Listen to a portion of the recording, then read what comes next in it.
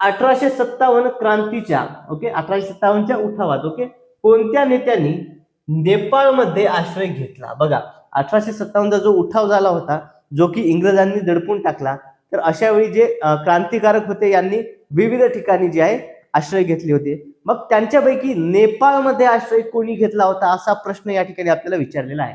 पर्याय बघा, ए राणी लक्ष्मीबाई, बी नानासाहेब पेशवे, सी तात्या टोपे आणि डी आय कुंवर सिंग. तर विद्यार्थी मित्रो, दिलेल्या पर्यायापैकी नेपाळमध्ये आश्रय कोणी घेतला होता?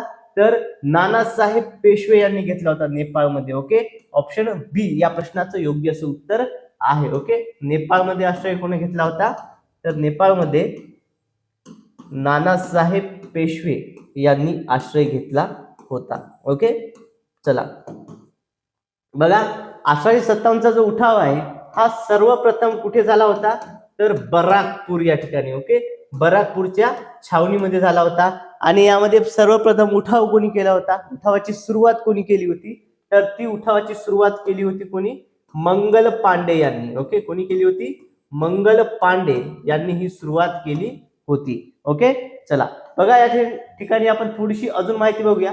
1857च्या उठावानंतर नेपाळमध्ये आश्रय घेतलेले क्रांतिकारक. ओके, नेपाळमध्ये आश्रय घेणारे क्रांतिकारक कोण होते या ठिकाणी हे समजून घेऊया. कोण कोण क्रांतिकारक होते यामध्ये?